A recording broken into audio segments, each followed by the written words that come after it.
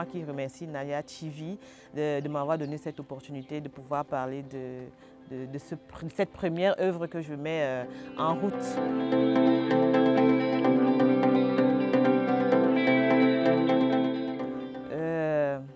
Ce qui m'a inspirée, c'est ce que nous vivons tous les jours, hein. C'est notre quotidien, c'est les réalités que nous vivons dans nos familles, tous ces petits drames familiaux dont on ne parle pas souvent. Pourquoi moi, l'actrice principale, c'est une adolescente et elle parle de ce qu'elle vit dans sa famille. Vous savez, il y a ce fossé de génération. Souvent, les enfants ne parlent pas, ils agissent simplement. Hein. Il y a parfois les enfants une telle charge émotionnelle face aux problèmes que vivent les parents qu'il en arrive qui se donnent la mort, par exemple, qui se suicident parce qu'ils ne peuvent pas parler, ils ne peuvent pas s'exprimer. Alors Léonce est celle-là qui, à un moment donné, crie sa révolte et elle essaie de s'exprimer. Je suis sûre que beaucoup d'adolescents vont certainement se reconnaître en cette Léonce-là.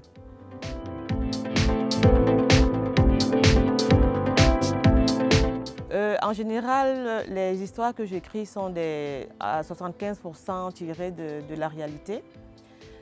C'est de là que moi je m'inspire et puis bon, j'habille un peu, je saupoudre un peu, on va dire, pour brouiller les pistes.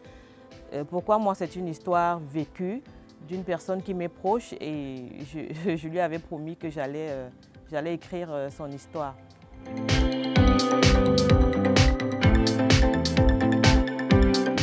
Pourquoi moi n'est pas mon tout premier livre, c'est même, on va dire, l'un des derniers.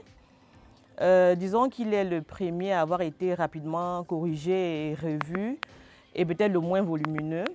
C'est pour ça qu'on a décidé de l'éditer. Sinon, il est peut-être le sixième. Bon, je décide donc de le produire parce qu'il est celui qui est prêt. C'est pour ça que je décide de le produire. Bon, pourquoi moi, ça a été assez facile. J'avais tous les éléments. Vous savez qu'écrire, ça dépend. Vous pouvez écrire en 2 mois, 3 mois, vous pouvez écrire en 3 ans, vous pouvez écrire 2 livres simultanément, ça dépend. Là, j'avais vraiment tous les éléments et je pense que c'est allé vite, hein. Je crois en 3 mois, j'ai pu écrire ce livre.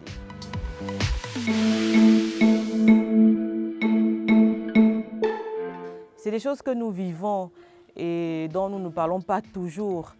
Vous savez, pourquoi moi le thème, c'est beaucoup plus ce que vivent les ados, le fossé des générations, on va dire. Il y a d'autres qui parlent des problèmes que nous vivons dans les foyers polygamiques. Il y a d'autres qui parlent des sectes ésotériques. Il y a d'autres qui parlent de ci, de ça. Ce sont les drames familiaux de tous les jours. Et moi, j'ai voulu, c'est vrai, il y a des thèmes vendeurs. Mais moi, j'ai voulu parler de ce qu'on vit tous les jours dans nos familles, de ce que nous subissons ou de ce que nous faisons subir aux autres.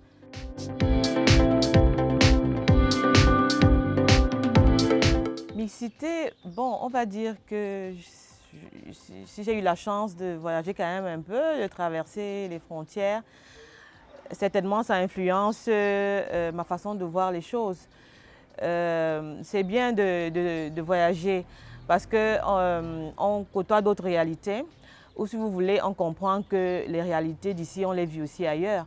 Vous savez, il y a des gens qui pensent que, par exemple, la pauvreté, ce n'est que chez nous, ou la corruption, ce n'est que chez nous. C'est des phénomènes qu'on vit partout ailleurs. Et c'est vrai aussi que je connais beaucoup de gens qui viennent de partout. Ça me permet d'avoir souvent beaucoup d'éléments pour pouvoir, n'est-ce pas, nourrir mes écrits.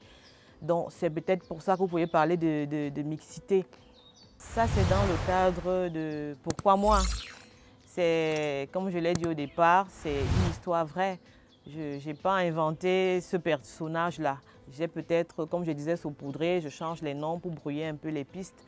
Donc, je n'ai pas inventé, c'est vraiment ce rôle que ce monsieur a joué. Dans une autre histoire, peut-être un blanc va jouer un rôle un peu plus nuisible, je ne sais pas moi. Donc maintenant, vous avez raison, vous avez lu ce livre, vous êtes une jeune, vous avez lu ce livre et ça influence d'une certaine manière. Bon, une autre personne va lire sous un autre angle et sera influencée d'une autre manière.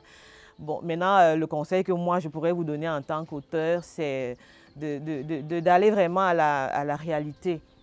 C'est la réalité qui est importante et de tirer les bonnes leçons. faut parler au rêve.